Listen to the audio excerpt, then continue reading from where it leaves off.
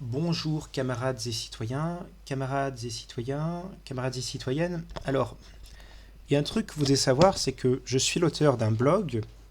Je l'ai créé relativement récemment, il doit y avoir plusieurs semaines, un mois, enfin quelque chose comme ça, enfin il y a quelques temps.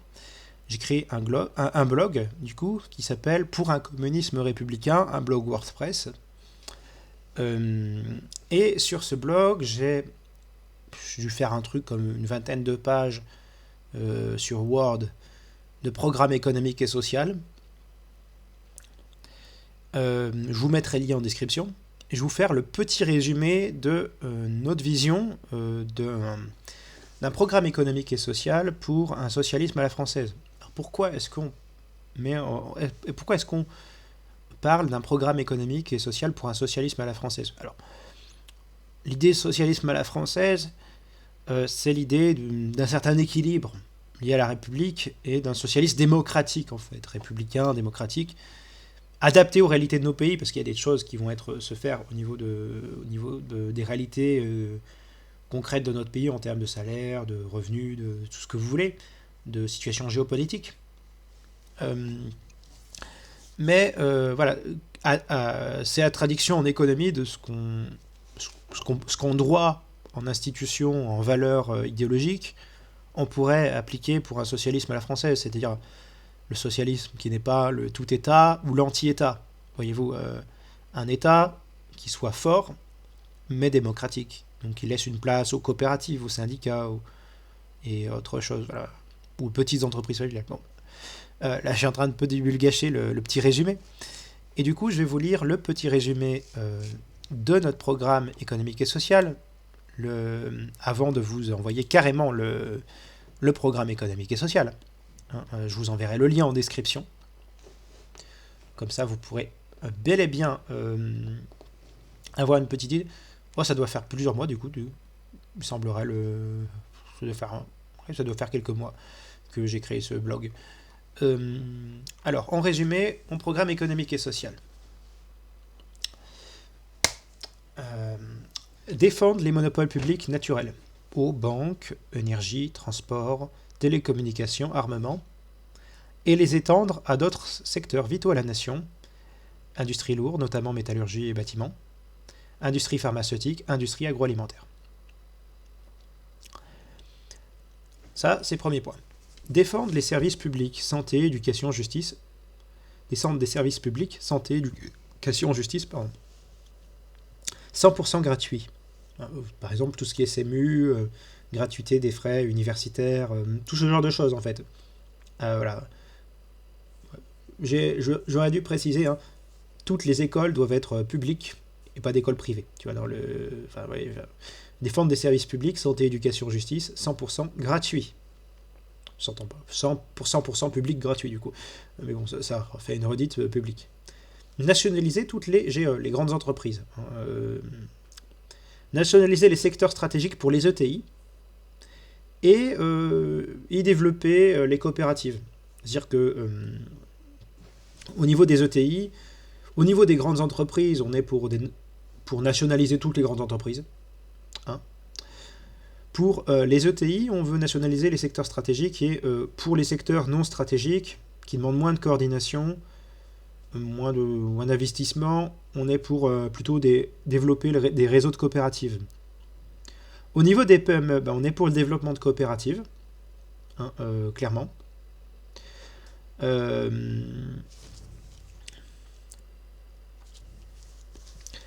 est pour le développement de coopératives. Et au niveau des TPE, on est certes pour développer les coopératives, on est pour le développement des coopératives, tout en reconnaissant une part d'entreprises privées, excusez-moi, j'anticipais sur l'entreprise familiale, tout en reconnaissant une part d'entreprises privées au niveau des entreprises familiales et des indépendants. Autre point, sortir de l'UE, de l'euro et de l'OTAN. Ah oui, en fait, c'est une des conditions préalables pour qu'on puisse mettre en place des politiques sociales dignes de ce nom, en fait, de sortir de l'UE, de l'euro et de l'OTAN. Ce sont des freins au socialisme. L'UE, l'euro et l'OTAN. Autre point suivant, rompre avec le libre-échange, mettre en œuvre une politique commerciale protectionniste. Alors, un protectionnisme intelligent, bien sûr. Pas, on veut surtout on veut principalement taxer ce qu'on ne peut pas produire au niveau national. Par contre, ce qu'on peut produire au niveau national, pardon. Excusez-moi, lapsus. On taxera ce qu'on peut produire au niveau national, mais ce qu'on ne peut pas produire au niveau national, ça sera on agira autrement pour ce qu'on ne peut pas produire au niveau national, parce que le protectionnisme n'est pas l'autarcie. Point suivant, planifier l'économie de façon centrale et impérative pour tout ce qui est réseau et secteur stratégique, mais de façon locale et indicative pour tout ce qui est bien de consommation.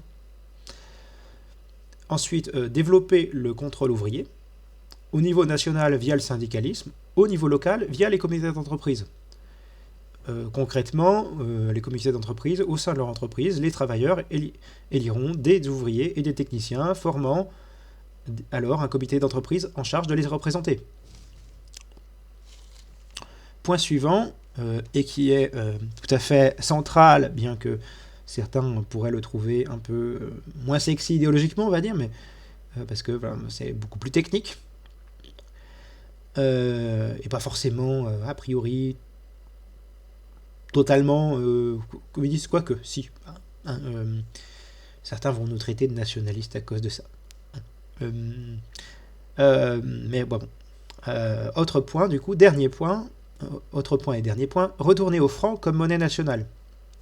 Alors ça, on nous traiterait de nationalistes, de rouge-brun, on dirait que souverainiste c'est nationaliste et rouge-brun, enfin, ce qui est stupide. On est communiste, donc forcément on est pour avoir un contrôle sur la monnaie, donc une monnaie nationale. Retourner au franc comme monnaie nationale. Attendez la suite, elle est beaucoup plus ingénieuse. On a bien plus développé cette question-là que les simples monnaies nationales. Et mettre en place un système de double monnaie avec un franc national et un franc international. Combiné à la nationalisation de toutes les banques, le but est de protéger l'économie nationale de la spéculation ayant lieu sur les marchés internationaux. En effet, il est nécessaire de passer par la Banque de France pour convertir un franc national en franc international et vice-versa. Comme vous voyez, là, les souverainistes de droite, ils l'ont un peu dans le baba parce qu'ils se rendent compte que si on passe par un retour au franc, le meilleur moyen pour l'économie française, c'est d'avoir un système de double monnaie. Et le meilleur moyen d'avoir un système de double monnaie qui fonctionne, c'est de nationaliser toutes les banques. Combiné à la nationalisation de toutes les banques, le but est de protéger l'économie nationale de la spéculation ayant lieu sur les marchés internationaux. En effet, il est nécessaire de passer par la Banque de France pour convertir un franc national un franc international en franc national et vice-versa.